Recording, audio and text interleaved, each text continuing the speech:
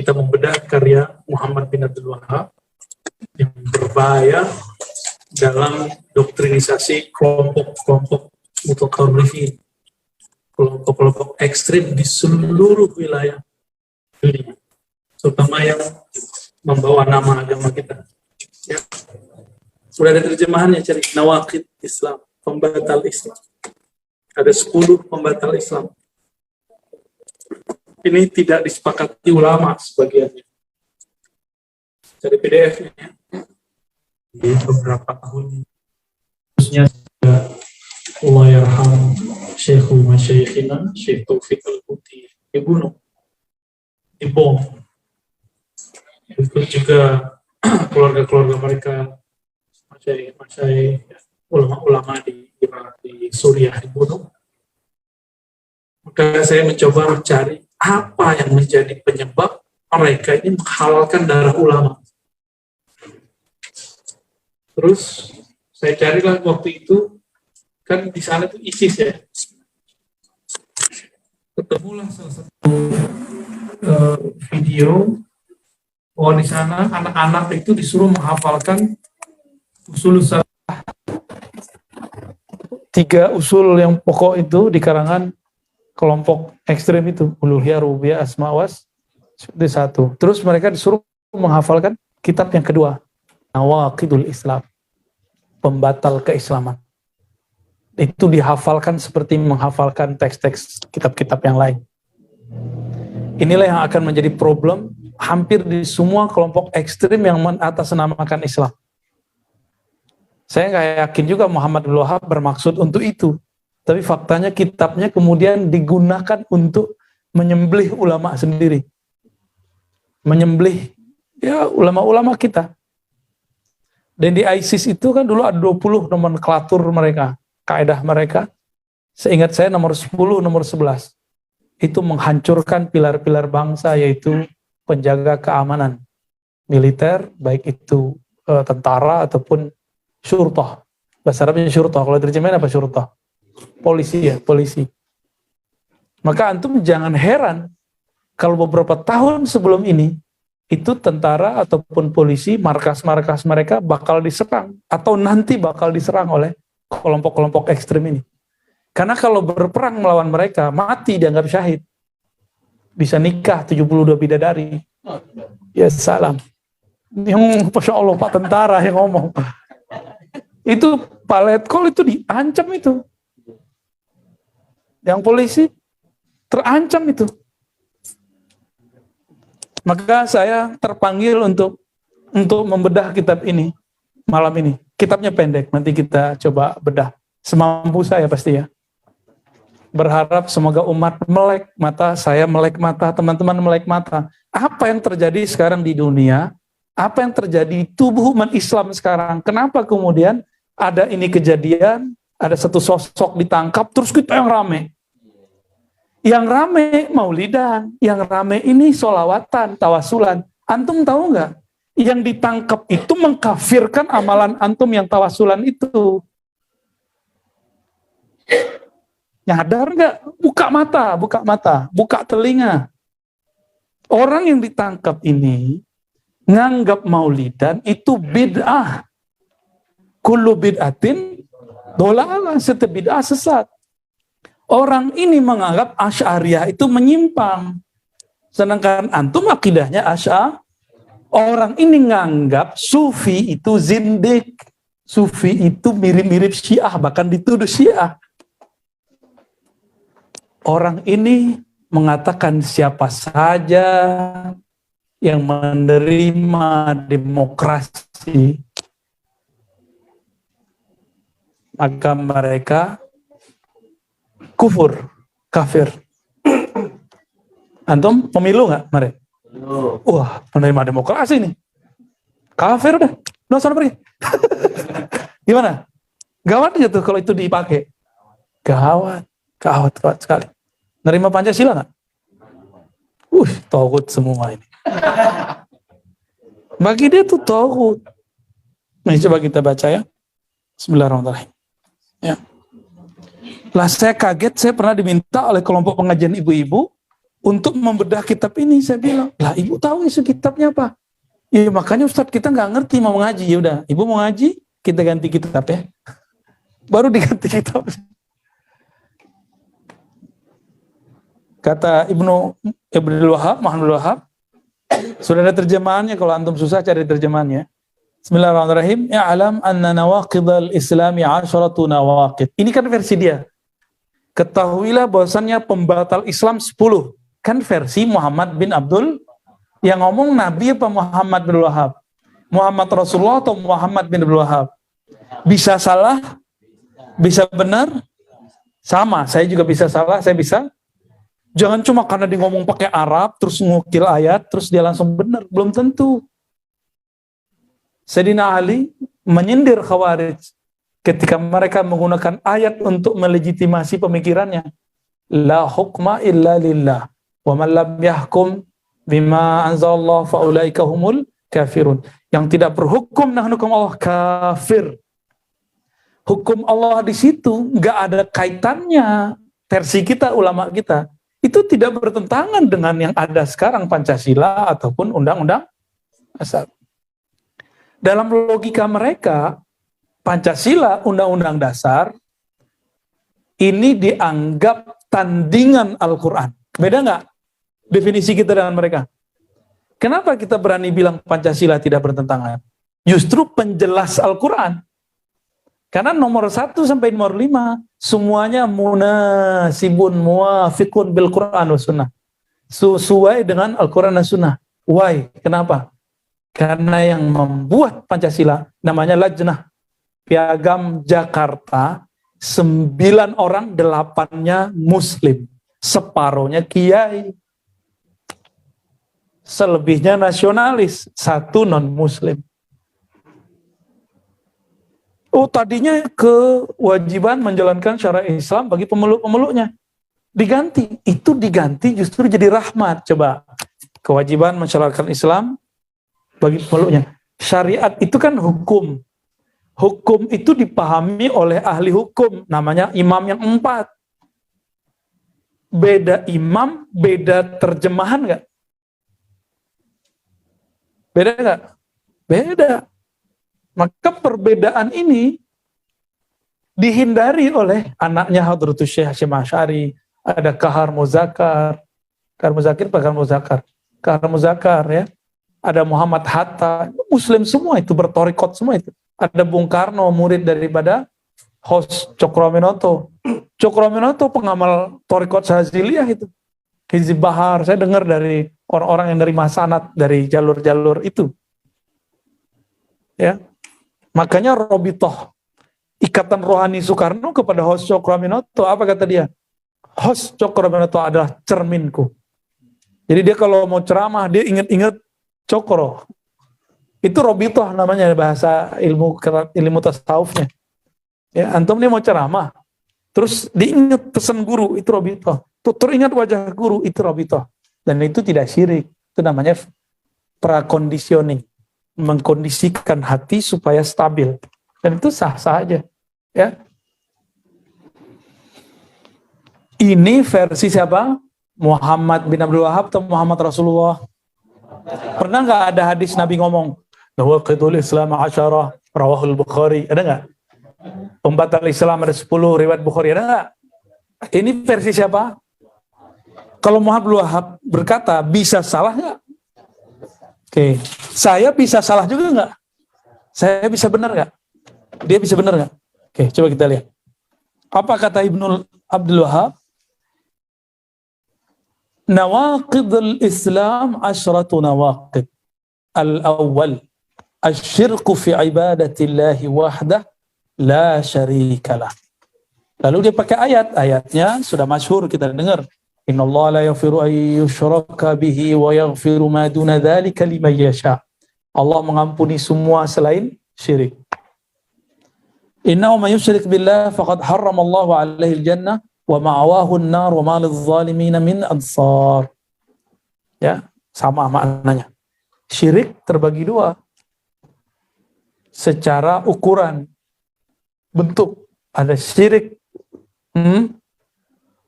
jali, ada syirik khafi. Kalau ada orang riya, syirik nggak?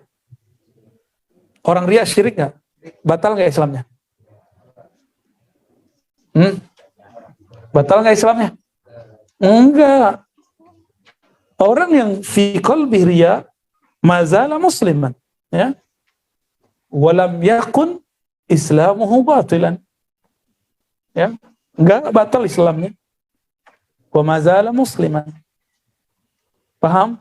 Berarti tidak semua syirik mengeluarkan orang dari Islam. Ya. Jadi syirik mana harus dijelaskan di situ. Nah, dia mengatakan syirku fi ibadatillah. Orang riya nyembah siapa? Nyembah pujian. Dia nyembah pujian. Dia nyembah pengen dipuji orang. Tapi dia tidak musyrik, dia tidak disebut kafir. Oke? Jadi ini pun harus dita'li. Dan dia mengatakan wa minhu dzabhu li ghairillah kama yazbah lil jinni aw lil qabri. Orang yang menyembelih karena selain Allah seperti menyembelih karena jin atau kubur. Ane mau tanya, kalau ada orang haul atau orang ini, dia nyembelih nyebut nama Allah nggak? Iya. Boleh nggak? Boleh. Tapi dikubur. Dia nyembelih dikubur. Mau dikubur, mau di WC, mau di toilet, ya sama aja kan. Yang penting nyembelihnya nyebut nama Allah, selesai. Berarti tidak semua orang yang menyembelih karena tasyakuran, karena haul itu syirik, ya. Antum nih belajar silat. Terakhir belajar silat disuruh bawa ayam. Menurut nyembelihnya pakai nama Allah atau bukan? Kalau iya ya sudah, nggak apa-apa. Ya, nggak apa-apa kan? Itu kan kawan-kawan silat kalau selesai kan dia tasyakuran. Habis itu ayamnya dimakan bareng-bareng. Bukan diserahin ke pohon, ngapain? Nggak ada, saya udah tanya ke teman-teman yang silat jago-jago, jawara, nggak ada begitu. Itu tuduhan. Buhtanun azim. Ya. Yang kedua, man ja'ala bainahu wa bainallahi wasa'ita yad'uuhum wa yas'aluhum asy-syafa'ata wa yatawakkal 'alaihim kafara ijma'an. Yang menjadikan antara dia dan Allah perantara. Ini untuk mengkafirkan orang tawassul.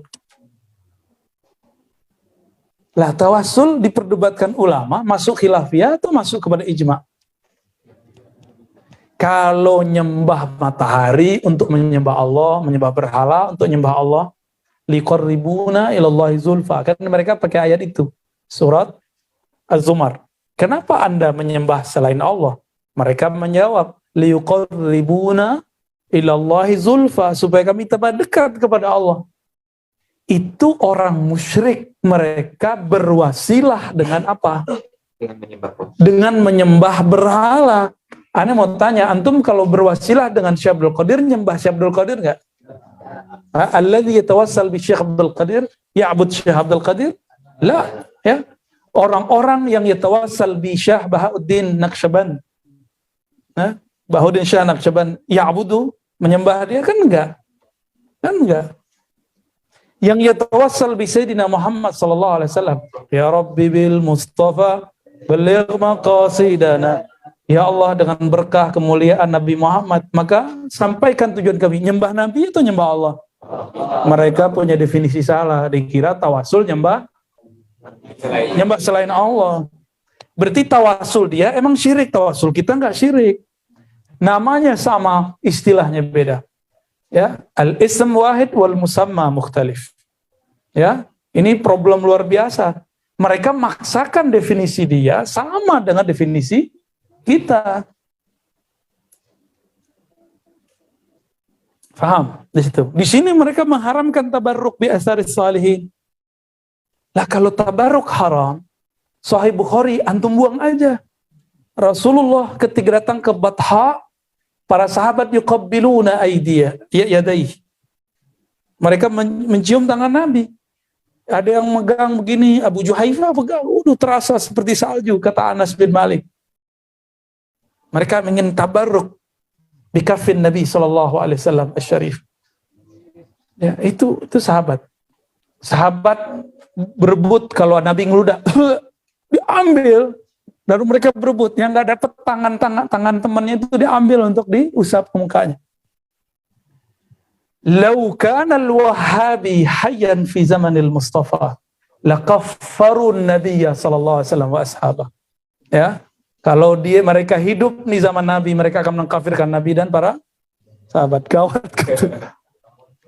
Kalau itu yang antum sebut syirik, antum pasti akan mengkafirkan Nabi dan para sahabat. Lianna Nabi sallallahu alaihi wasallam jawwaza tabarruk wa amara bitawassul. Ya. Jelas itu, jelas sekali. Gimana kira-kira? Tuh, baru 2 tuh. Ini 10 loh. Udah setengah 8. Kita ringkas-ringkas ya. Soleh Fauzan, Dr. Soleh Fauzan buat tawassul sendiri 6 macam. Saya ingat aneh bener ya, 6 macam. Dan itu yang boleh-boleh katanya. Yang nggak boleh adalah tawassul bidzat atau bisalihin. Nggak boleh bagi dia tawassul dengan orang soleh, nggak boleh. Tawassul itu hanya boleh dengan rajulun hadirun hayyun. Dia hadir, dia hidup. Berarti bagi mereka, bagi Soleh Fauzan, orang mati mau orang hidup itu dibedakan. Orang hidup bisa memberi manfaat, orang mati tidak bisa memberi manfaat. Al-hayy yanfa wal mayt la yanfa. Alaysa hadha syirk? Itu syirik itu. Justru itulah yang syirik. Benar enggak? Ana ngomong begini, laisa hadha min kalam. Hadha kalamu As-Sayyid Ahmad Zaini Dahlan. Jadi beliau dalam Ar-Raddu 'alal Wahabiyyah nulis seperti itu. Jadi kita ini ngulang-ngulang doang kalam ulama dahulu. Kan kritik terhadap Wahabi sudah lengkap semuanya dalam kitab-kitab ulama terdahulu. Masalahnya antum baca apa enggak? Ya, udah mau denger aja deh gitu. Enak amat. Ya. Kafara ijma'an. Bagi dia tawasulan kafir secara ijma'. Ijma' yang mana? Ijma' yang mana yang mengatakan tawasul syirik? Ibnu Taimiyah, fatwa dia ditolak di zaman dia, 4 mazhab masukin dia penjara loh. Tanda pendapat ini bukan ijma'. Syekh Muhammad Wahab ditolak oleh saudaranya Sulaiman bin Abdul Wahab dalam kitabnya As-Sawa'iq al-Ilahiyah. Oke? Benar nggak? Kalau ijma' mana ada orang ingkar? Gak usah jauh-jauh lah, Al-Azhar anti dengan fatwa-fatwa Saudi. Seandainya ijma' tentu Azhar menyetujui fatwa Saudi. Kan gak disepakati. Ijma' apa ini? Hadza buhtanun azim. Maka benarlah kata Ibnu Taimiyah dulu, engkongnya dia. Apa kata dia? Man idda'al ijma' faqad Man idda'al ijma' faqad kadziba. Siapa yang ngaku-ngaku ini ijma' itu bohong, banyak bohongnya. Ya. Jangan antum senang dulu kalau dibilang ijma' ini ijma' versi apa? Paling ijma' dia aja kan terus ijma'. Baik. Ijma' itu ittifaq al-mujtahidun fi asrin ba'da asrin nubuwah. Nih syaratnya. Ijma' itu kalau diingat kesepakatan ulama mujtahid setelah masa Nabi. Ya. Itu disebut dengan idza lam yakun minal mujtahidin falaysa bil ijma'. Muhammad Wahab termasuk mujtahid enggak di kalangan usuli? Enggak. Syekh bin Bas masuk mujtahid enggak di kalangan usuli? Enggak. Ibnu Taimiyah meskipun dianggap mujtahid tapi mukhti. Baik. Tapi dia ijma' sepakat nggak? Dia mujtahid. Imam Subuki ngaku mujtahid. Imam Fulan ngaku mujtahid. Mereka ada beda. Yakhtalif ba'dhum ba'dhum. Ya. Oleh karena itu, ikhwah fillah, jangan termakan jika ada orang ngomong ini ijma'. Ya. Tunggu dulu. Maka saya menghimbau para asatidz yang mengajarkan kitab Nawaqidul Islam. Ayo kita baca-baca lagi ya. Kita perhatikan lagi. Jangan sampai selain Al-Quran dan Sunnah kita kemudian sucikan dan gak boleh dikritik. Ini tulisan bukan Tuhan Rasulullah, maka boleh dikritik. Sangat boleh dikritik, bahkan mesti dikritik. Kalau dalam dunia ilmiah mengkritik biasa nggak? Kecuali antum sudah memaksumkan Muhammad bin Wahab, ya. Hal huwa ma'sum? Kalau dia masum, ya sudah. Berarti antum 11-12 sama Syiah, ya enggak? Syiah memasumkan imamnya. Ente mengatakan imam saya tidak masum, tapi pemikiran dia nggak boleh ini. Ente siapa ngeritik imam saya? Lah sama aja itu 11-12 sama Syiah. Ente bilang nggak boleh taqiyah. Taqiyah itu Syiah, lain mereka juga taqiyah sekarang. Ya kan? Banyak taqiyahnya. Yang nomor 3 ini gawat sekali, nomor 3 ini. Malam yukaffir al-musyrikin aw syakka fi kufrihim aw sahhaha madhhabahum kafar. Yang tidak mengkafirkan orang musyrik kafir, khalas. Allah yaqul fil Quran, lam yakunil ladzina kafaru min ahlil kitabi wal musyrikin. Selesai. Gak perlu takfirnya kita. Allah lah yang mengkafirkan orang-orang musyrik. Musyrik kafir itu terbagi 2. 1, musyrikun, yang kedua ahlul kitab yang ingkar. Itu yang disebut kafir. Ya, jadi kafir ada 2 golongan, musyrik dan justru kafir lebih umum daripada Terus ngapain dia ngomong begini? Apa dia nggak hafal surah Al-Bayyinah? Apa dia nggak ngerti surah Al-Bayyinah? Jadi nggak jaminan Arabiyyah fal Quran la yalzam. Ya, nggak mesti, bisa jadi nggak. Malam yukaffir al-musyrikin aw syakka fi kufrin.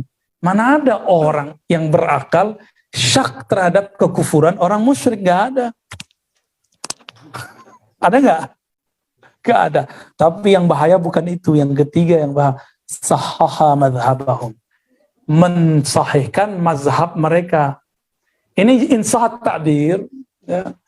Mazhab di situ mazhab kufurnya, mazhab syiriknya. Bukan mazhab politik, bukan mazhab ekonomi. Mazhab politik orang-orang musyrik di zaman Yunani, demokrasi.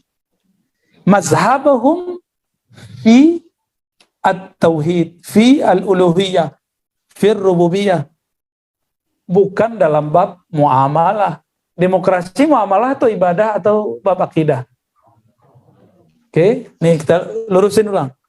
Mazhab mereka boleh nggak kita ambil jika berhubungan dengan selain akidah dan ibadah? Boleh nggak? Coba dong, ada pengen denger yang bilang nggak boleh. Siapa ada nggak? Antum ada yang pakai dinar dirham nggak? Nggak ada. Tapi tahu ada orang pakai sekarang dinar dirham? Hah?